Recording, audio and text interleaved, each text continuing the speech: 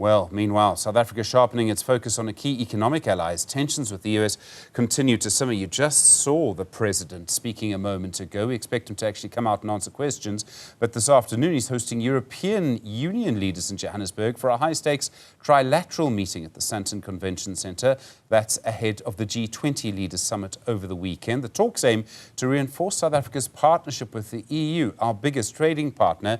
We are expecting discussions on energy cooperation, critical minerals and global governance reforms. For more on that, we're joined in our studio now by Newzroom Afrika's Qaanitah. Qaanitah, good afternoon to you. So we've just seen the president tightening his language, it seems, against the United States. Suddenly the EU becomes more and more important for us. Absolutely, and it has been for this entire year as South Africa has been battling with this diplomatic spat with the United States. South Africa chaired an EU meeting earlier this year. There had been multiple follow-ups. The president was in Brussels where there was a commitment to further increase of foreign direct investment by EU companies into South Africa. We know that 41% of our FDI comes from the EU. So it's a relationship that President Cyril Ramaphosa is trying to nurture, but it is not just in isolation. It's just not the president meeting with the leaders of the EU as ongoing diplomatic process. This is important because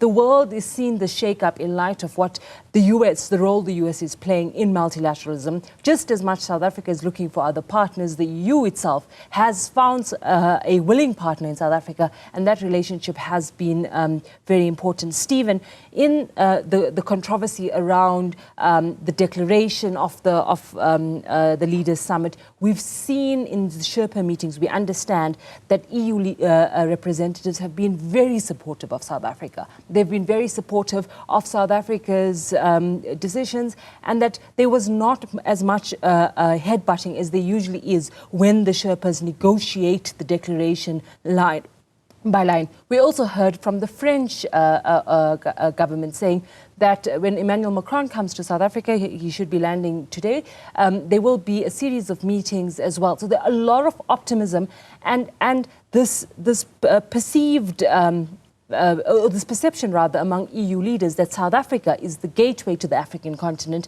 and by enhancing those relationships, they can leverage relationships with the rest of the continent. There's an awful lot at stake here. And in a way, what we're seeing sort of happening right now in Johannesburg, the president's speech now, what may well happen over the weekend, if the DIRCO Minister Ronald Lamola is correct when he suggested a couple of days ago that the G20 was a chance for the world to sort of decide whether or not to continue with the US in this way. That's not a direct quote, he put it very differently.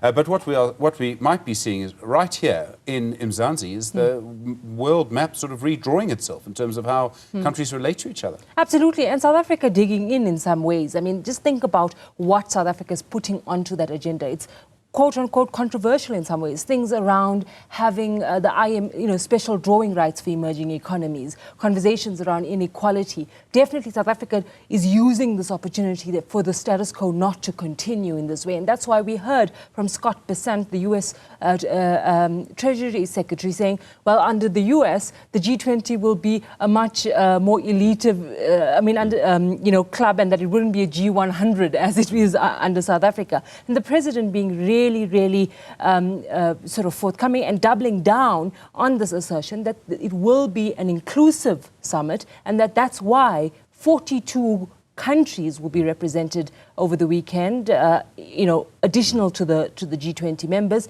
and that there's also going to be representation from 6 regional bodies, among them the EU, which he is obviously meeting this afternoon for this important conversation. And of course, I mean, the internal politics of all of these countries makes fascinating reading if you sort of look into what they might decide to do over the weekend.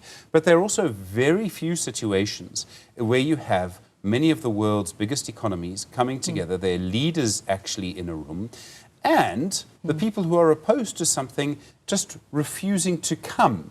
The president's been quite clear, and he's been quite consistent in the last week or so, the last 2 weeks perhaps, that he doesn't agree with boycotts. He says that doesn't win you anything politically.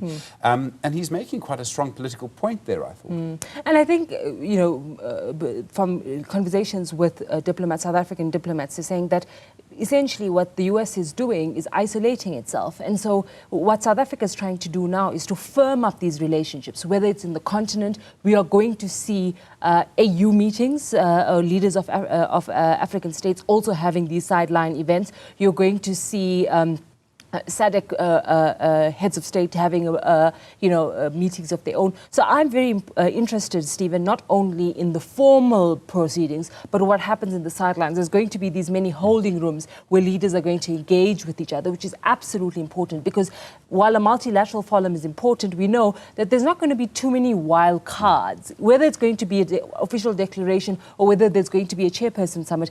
The interesting conversations is how in this global realignment that you have these side meetings, and the appetite by leaders from the rest of the world to look at reshaping a new world. Qaanitah Hunter, thank you very much indeed. Part of our team looking, of course, ahead to the G20.